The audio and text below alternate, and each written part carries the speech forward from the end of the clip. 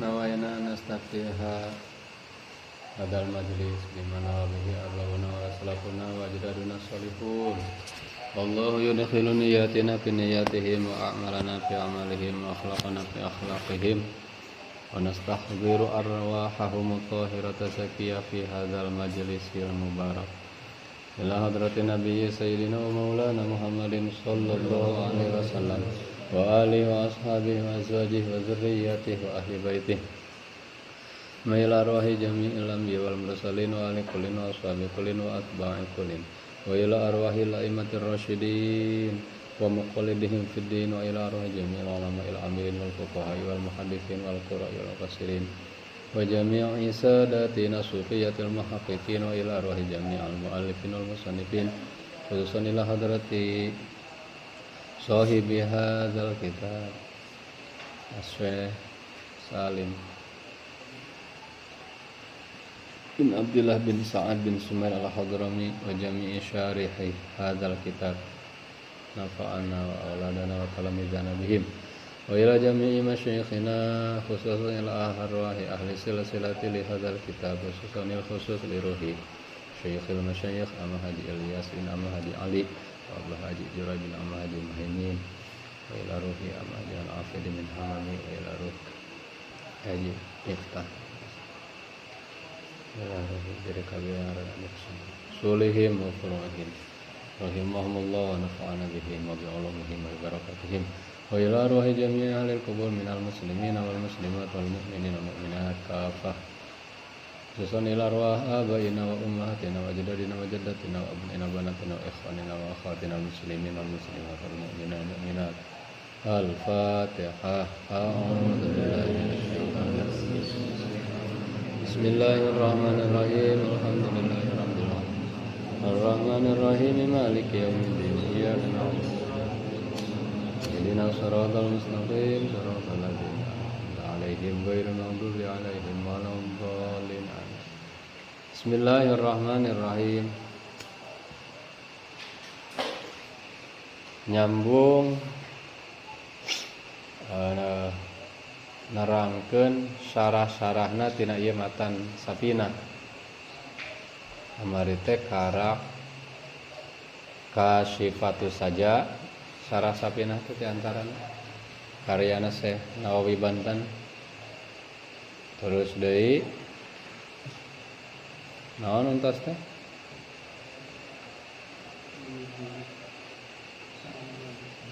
Sulamur Raja karya orang Jambi. Kemudian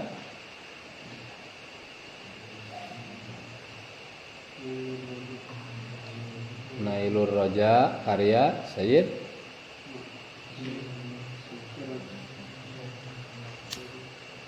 ya nadom itu mah.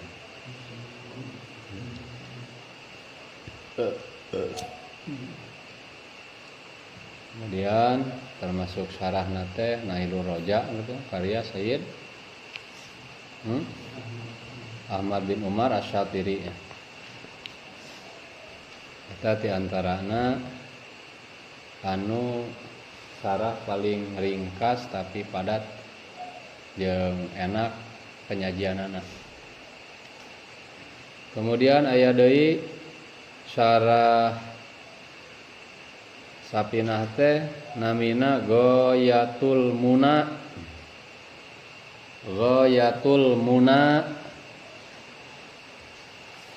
Ghayatul Muna bi syarhi Safinatin Najah. Ulah eta nu kakantun ceuk ana oge nyusul ka babaturan jadi moal lalieur teh. Ghayatul Muna judul. Moda namian we lah nami-namina. Teras deui Ad-Durratus Saminah bi syarhi Safinah. Ad-Durratus Saminah bi syarhi Safinah.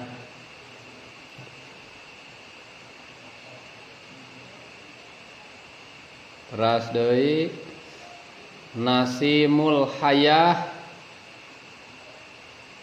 Bisyarhi sapina. Nasimul hayah bisyarhi safina.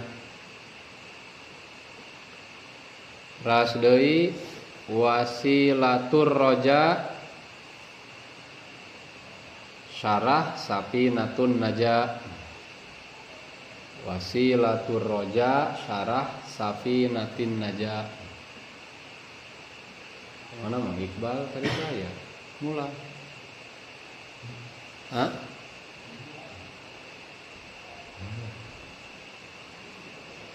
Teras kadituna deui durratul yatimah. Durratul yatimah. Eta mah nyarahan tina durratus saminah sambungan deui saruan tadi. Nah, terakhir manarul huda syarah safinatin naja. Manarul huda syarah safinatin naja. Etalah ti antarana syarah-syarah safina, aya anu tipis, aya anu tebal gitu. Jadi supaya ngarangsang karena pemikiran orang-orang untuk mempercepat keinginan bisa membaca bahasa Arab, sehingga engke orang mudah untuk membuka eta karya-karya ulama.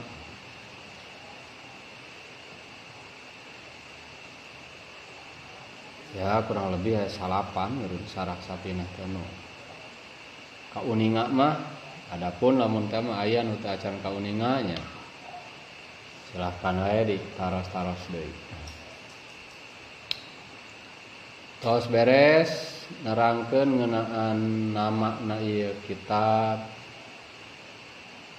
pengarangna, sejarah ringkasna najan teu lebar oge. Kemudian syarah-syarah anu berhubungan jeung ieu kitab. Berikut sebagian nazomna, contohnya nazom tina ieu kitab aya nu nganazomkeun.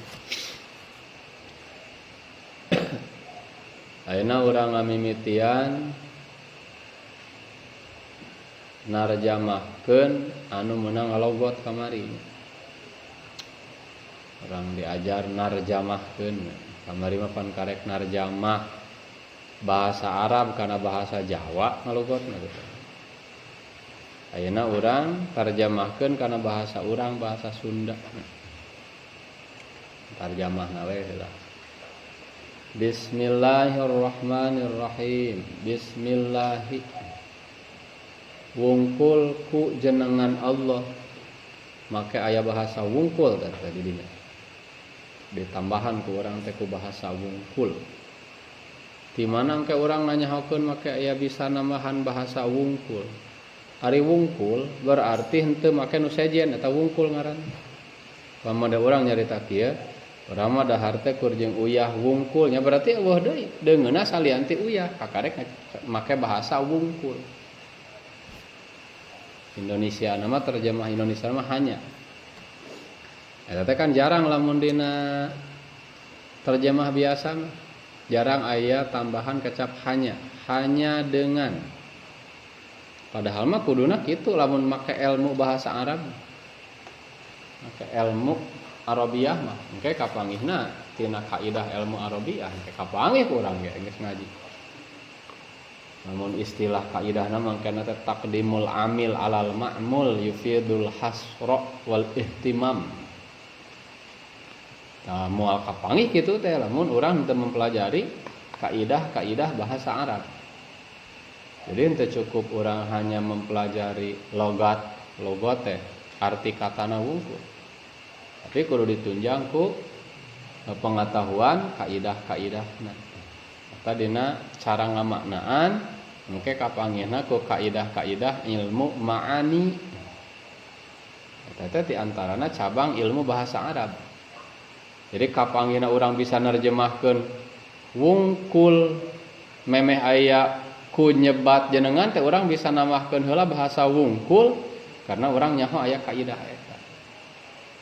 Matak pamohalan jelema bakal eces nerjemahkeun Al-Qur'an, nerjemahkeun hadis, beh dituna luhur pisan, nerjemahkeun bahasa kitab menang tulisan para ulama oge, pamohalan eces, deet kana pingacadoreun lamun teu ditunjang ku kanyaho tentang kaidah-kaidah ilmu bahasa Arab eta.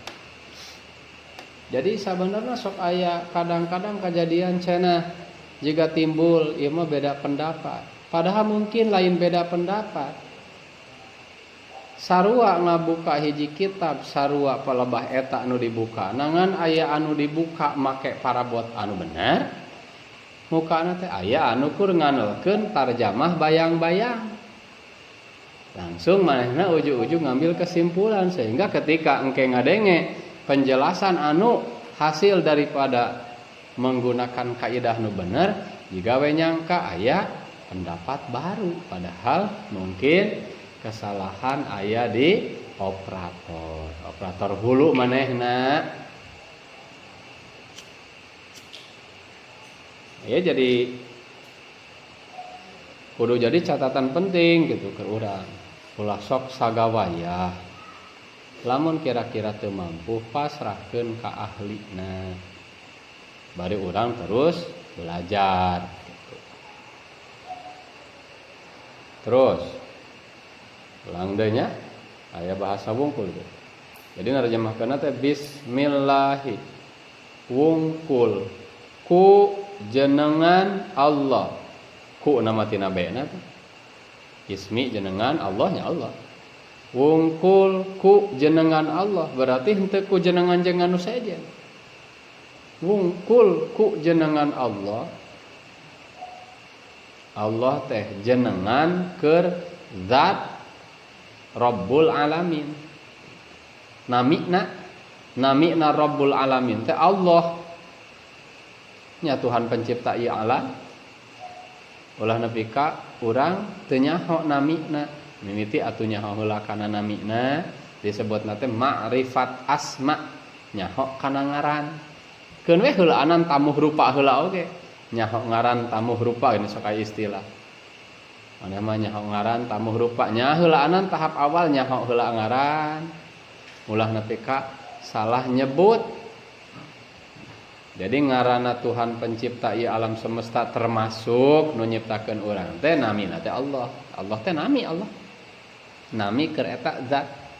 Anu disembah ku urang lain namina zatna. Urang mah lain nyembah kana nami Allah eta. Tapi urang mah nyembah kana zat anu dinamian Allah. Pangna urang wantun nyebutkeun namina eta zat teh Allah da anjeunna ngenalkeun ka urang. Jadi urang teh lain nyanyahoana. Ngandu meh anjeunna ngenalkeun ku anjeun. Ti mana kanyahoanana? Tawe anu teu panghanapna nya surat anu sok pangheulana ditalalar ku urang-urang ge baheula. Dina suratul Ikhlas mantena ngenalkeun diri langsung. Qul huwallah. Qul huwallah itu ceuk anjeun. Qul ucapkeun bejakeun ku anjeun Muhammad huwa ari pangeran nu nyiptakeun ieu alam teh kitu huwa teh panrujukna teh huwa teh dhamir ghaib nya urang teh mata kudu daek ngaji tata bahasa Arab teh pan keur nganyahokeun kitu lain sarampang huwa ari eta pencipta alam semesta teh Allahu namina teh Allah ceuk anjeunna ceuk Allah teh Allah ngenalkeun diri. Oke, komo lamun urang ngabuka deui surat-surat sejen mah seueun surat sejen. Allah ngenalkeun nami mantena supaya urang teu salah ngagerok. Qul innama anallahu. Seueurnya ayat saya. Ngan eta kan pang deet nama dina suratul Ikhlas oge geus aya. Jadi Allah teh sakade nami pikeun pangeran pencipta alam semesta ieu. Tah wungkul ku nyebatkeun jenengan anjeunna eta Teras disipatan ku urang Allah na teh Ar-Rahman, Allah teh nu Maha Rahman. Hartina Rahman teh Al-Mun'im bijala ilin ni'ami. Anu maparin nikmat kalawan nikmat-nikmat anu galalede. Jadi nikmat-nikmat anu galalede, nikmat-nikmat pokok, nikmat gede. Eta teh nu merekna teh Allah Ta'ala. Nikmat anu gede teh loba. Narjemahkeunana aya nu ngahartikeun nikmat gede teh nikmat umum anu dirasakeunana ku sakabeh makhluk. Seperti nikmat hirup dirasakeun ku sakabeh nu hirup. Nikmat aya dirasakeun ku sakabeh nu aya. Atawa lamun kana benda dihubungkeunana nikmat cai, nikmat sunu, nah ayana sunu, nikmat ayana cai, nikmat ayana udara, nikmat ayana tempat berpijak. Eta teh anu merekna teh Allah. Da Allah teh kasipatan ku Ar-Rahman, tah harti Ar-Rahman teh mun di Arabna mah al-mun'im bijala ilini aman. Tak dina ngalogatna kang ngaweh nikmat logat mun'im teh. Bijala ilini am kalawan pira-pira nikmat kang agung. Eta harti Rahman teh, harti Ar-Rahman teh anu maparin pirang-pirang nikmat anu araragung, anu galaleude atawa anu pokok-pokok. Terus deui Allah teh disipatanana ku Ar-Rahim. Da Rahman jeung Rahim sarua nyokotna mah tina rahmah, tina rahmatun. Rahima yarhamu rahmatan, rahimun rahmanun. Sami eta keneh. Jadi tetapi artina mah al-mun'im rahim oge. Ngan dibedakeun seutik, lamun tadi mah Rahman al-mun'im bijala ili, ari ayeuna mah Ar-Rahim al-mun'im bidaqaiqin ni'ami. Daqaiq artina Allah teh anu maparin nikmat kalawan pirang-pirang nikmat anu halus. Halus teh anu lemes. Lain leutik lemes. Lemes teh artina anu kudu dipikiran heula. Aya jeung eueuhna teh kararasana teh kudu make pikiran heula. Atawa bisa oge hartina lemes teh cabang tina nikmat pokok nu tadi. Seperti lamun cabang tina hirup. Nikmat hirup teh nikmat dibere hirup teh dan teu kabeh dibere hirup mah.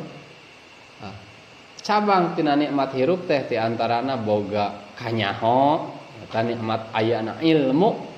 Tah nikmat ayana ilmu disebutna nikmat halus, cabang tina nikmat hirup. Hirup nikmat pokokna, kanyaho nikmat cabangna.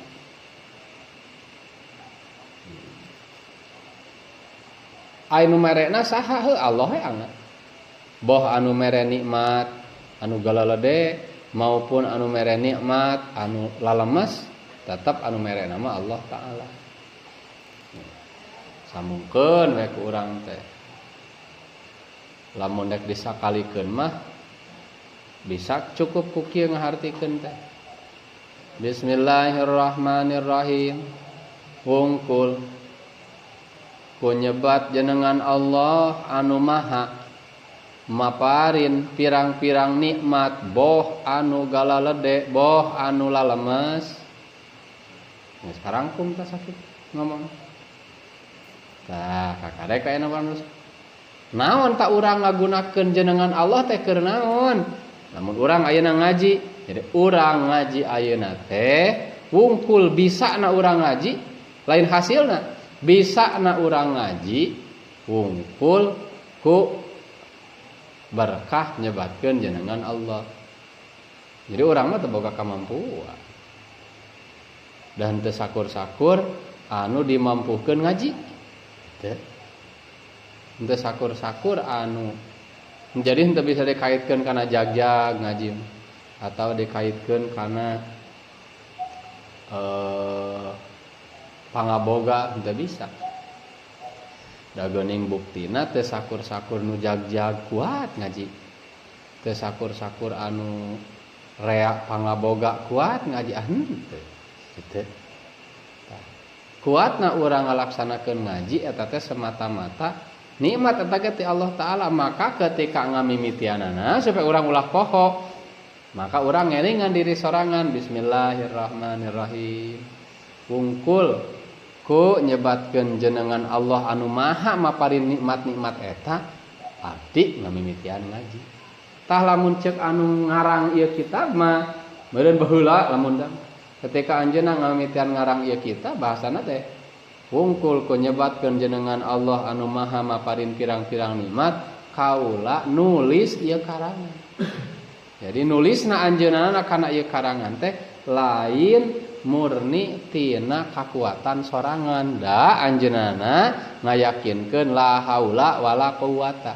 Jadi sebenarnya bismillahirrahmanirrahim mah hubunganna teh jeung la haula wala quwata. Keur ngabuktikeun la haula wala quwata. Lamun jelema geus ngarasa la haula wala quwata, mah henteu boga kemampuan. Henteu boga kakuatan. Kanana naon oge anging nu ngamampuhkeunana anu mere kakuwatanana hanya Allah taala. Berarti ieu kakuatan teh hanya ti HP ti Allah taala. Tah lain wungkul kakuatan kata sambungkeun we hal sajen sakabeh nu aya di urang eta teh hanya pi HP ti Allah taala. Maka kudu ingat urang teh eta barang teh lain urang asli. Lain milik urang eta mah pi HP-an ti Allah taala. Lamun urang geus ingat eta teh pi HP-an ti Allah taala, maka ketika dicokot ku nu bogana atunya moal gegelan. Tadina kuat, ayeuna jadi teu kuat, moal gegelan. Tadina lega pangaboga, ayeuna jadi heureut, moal gegelan. Nah, ada pangaboga ge ti HP ya. Tadina bisaan jadi teu bisaan, moal gegelan hatena teh gitu. Da ingat eta teh semata-mata pi HP-an. Pi HP sewaktu-waktu nu ngaranna barang pi HP-an mah bakal dicokot ku nu bogana. Tah eta sambunganna tina la haula wala quwata. Pembuktian tina la haula wala quwata teh dibuktikeun di mana rek migawe sesuatu pok urang teh ngomongkeun bismillahirrahmanirrahim. Ka urang ngayakinkeun urang teu boga kemampuan migawe ieu pagawean angin bakal bisana teh ku ayana Allah mere nikmat. Allah mere kakuatan, Allah mere kemampuan. Kitu. Ta eta teulaanan arti daripada bismillahirrahmanirrahim.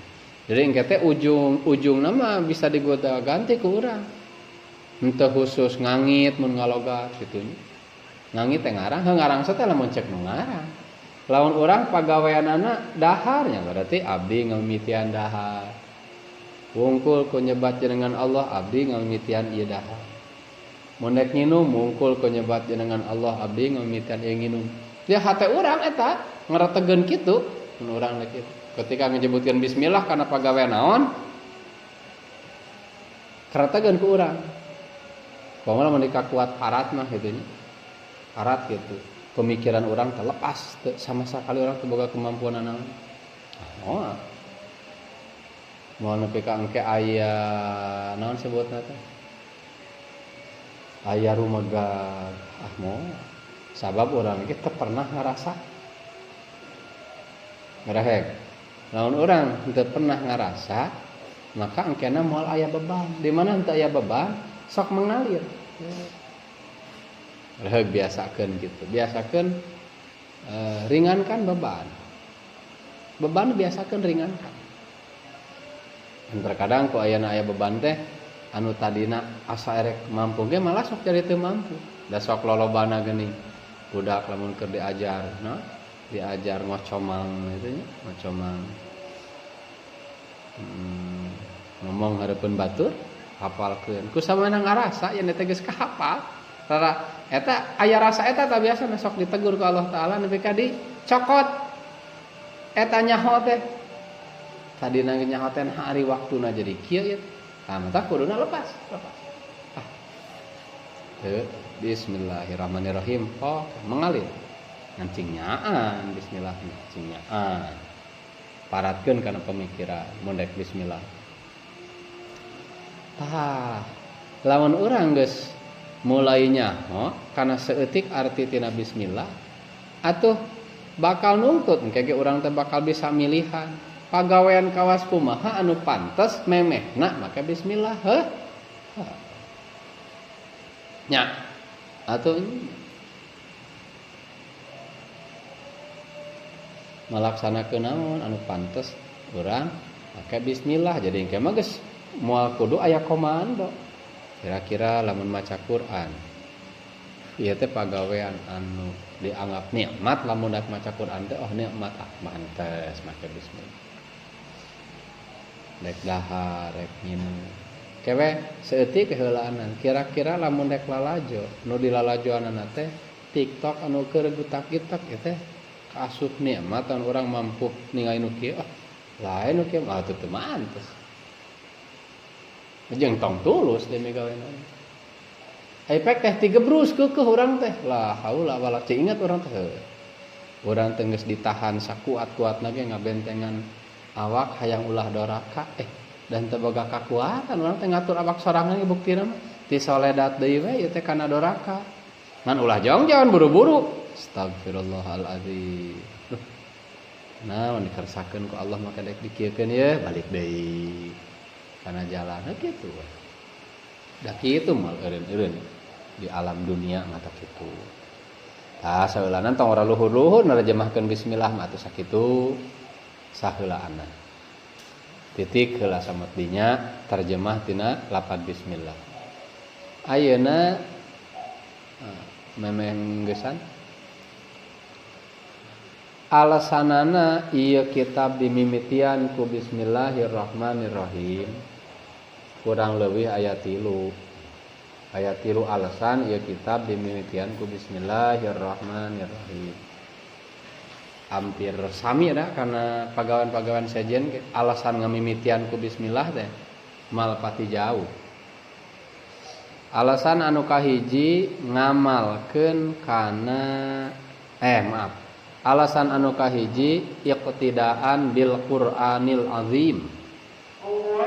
Nurut kana Al-Qur'an, nurutan kana Al-Qur'an. Dah Al-Qur'an oge dimimitian ku bismillah. Atuh ieu nulis oge, nulis ieu kitab mantes lamun dimimitian ku bismillah dan nurutan kana Al-Qur'an.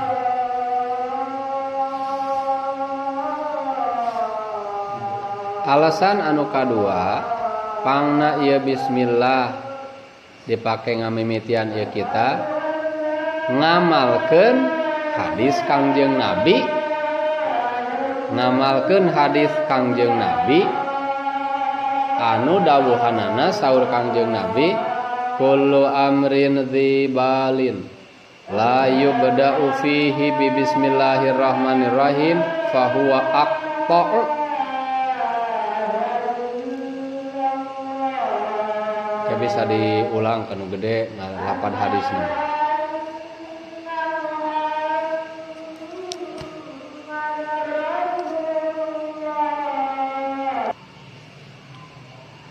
Hartosna eta hadis kulu amrin dzibalin ari setiap urusan atau perkara anu dianggap penting cek agama tegasna lain perkara nu hina jeung lain perkara haram. Jadi perkara-perkara anu ku agama dianggap penting tegasna boga harga, boga nilai cek agama, lain perkara hina, lain perkara-perkara haram. La yubda'u fih bi bismillahirrahmanirrahim anu teu dimimitian ku bismillah setiap pekerjaan anu boga nilai cek syara tapi teu dimimitian ku lapad bismillah bahwa aqta mangka eta perkara teh atawa eta pagawean teh ibarat sato anu buntung buntutna Lamun sato-sato anu biasana sok barogaeun buntut, haege eta mah buntutna teh buntung. Maka aya perbandingan antara dua sato eta, nu hiji aya buntutan, nu hiji buntutan, biasana sok araya eta teh. Urang cokot contoh misalna domba teh sato nu biasa aya buntutan, nu hiji mah normal aya buntutan, nu hiji mah buntutan. Maka nu buntutan eta dianggapna nilaina rendah dibanding nu boga buntut. Tah berarti dibandingkeun ku urang. Lamun aya dua pagawean, nu hiji dimimitian ku lapad bismillah, sarua pagawean eta keneh. Seumpama contona dahar. Dahar teh pagawean anu dipandang bernilai cek agama secara hukum asal dahar. Da aya perintah kebolehan dahar dina Al-Qur'an, kulu wasyrabu. Nah, maka ya dahar lamun teh nu hiji dahar teh make bismillah memehna teh. Nu hiji deui teh make bismillah. Maka ieu dua dahar sanajan misalna porsina sarua, jenis nu daharna sarua, secara zahir mah gizina teh sarua, tapi secara hakikatna nu teu make bismillah mah eta teh kurang nilaina. Lamun dina hakikatul amrina mah berarti kurang berkahna. Tuh. Tah eta maksud dina eta hadis kullu amrin dzibalin anu tadi.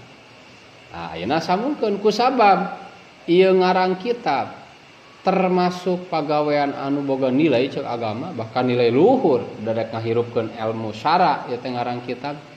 Lamun teh mah sakira-kira teu make bismillah memehna tangtu sanajan anggeus oge secara dohirna mah anggeus misalnya itu pagawean teh, tangtu nilaina secara hakikat eta kurang, berkahna teh kurang. Tah hariwang sieun kitu mangka dimimitian weh ku lapad bismillah. Jadi meureun alasan anu kadua mah ngamalkeun we kana hadis Rasul. Da Rasul miwarang kitu teh kudu loba bertanya deui ka ditu ka dieu. Naha make dimimitian ku bismillah. Da Rasul miwarang. Sedangkan nu dipiorang ku Rasul tentu saya gitu. Da umat Islam mah boga patokan lamun aya undang-undang ti Rasul patokanana sami'na wa ata'na. Dina akhir surat Al-Baqarah eta teh undang-undang pokok ke umat Islam.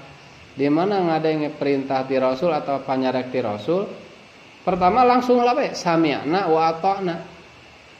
Kami dengar, kami turut. Barulah engke mikiran hikmah. Naonnya hikmahna Rasul make miwarang anu teu kapanggih geuning paingan. Naonnya hikmahna Rasul make nyaram anu kapanggih paingan ku Rasul dican. Tapi sanajan can kapanggih hikmahna ge ya sami'na wa ata'na. Ari prinsip dasar umat Islam mah kudu kitu. Taku sabab bertalian jeung lapad bismillahirrahmanirrahim Rasul tos aya dadawuh dina hadis unggalna kitu. Dina riwayat sajen mah aya pahwana teh henteu ku akto, lamun riwayat anu kahiji mah pahwa akto. Aya riwayat sajen mah nyebatkeunna pahwa abtar. Aya di riwayat sajen pahwa ajzam. Tapi artina mah eta-eta keneh. Tegasna mah nilaina teh kurang seakan-akan aya cacat eta pagawean teh. Jadi lamun pagawean anu alus teu make lapad bismillah cacat kitu we. Simpelna eta pagawean teh secara hakikatna mah cacat meskipun secara dohirna sempurna. Lamun aya pagawean alus samemehna teu make lapad bismillah, maka hakikatna eta pagawean teh cacat meskipun dohirna jiga sempurna gitu. Tah supaya ulah cacat eta kitab teh deui. Mun urang ngaji supaya ulah cacat ngaji teh make bismillah namanya. Urang dek dahar supaya ulah cacat secara hakikat. Ieu pagawean dahar teh make bismillah. Dek nginum, dek nyeuseul, rek lempang, rek indit-inditannya. Rek naon bae?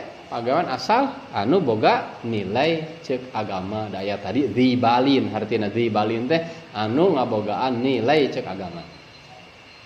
Alasan anu katilu, alasan anu katilu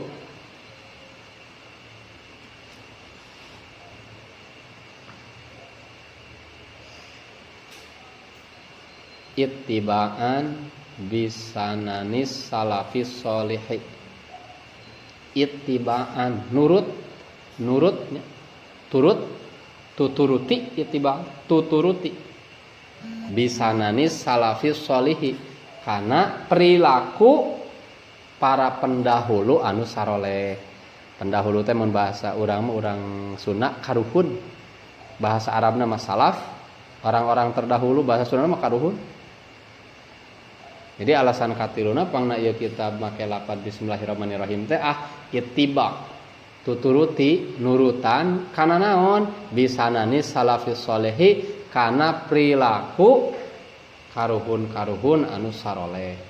Da kadang dina riwayatna, dina riwayat hirupna aranjeunanana di mana-mana melakukan sesuatu anu sae selalu nganggo lafaz bismillah. Urang mah nurutan karuhun we da teh pagawean alus nu diturutan. Jadi aya dalil nurutan karuhun teh asal nu diturutanana perilaku anu alus. Di mana kanyahan perilaku alus tadi alasan nomor nomor 2. Nomor nomor 2 pana teh aya ti dituna. Nah, maka dipraktekkeun ku para karuhun urang selaku generasi kemudian nurutan dina segi kealusan mah ka para karuhun. Dan memang aya anjuran pan nurutan ka karuhun teh dina palebah alus mah ngalamun palebah gorengnya entong. Ai palebah goreng.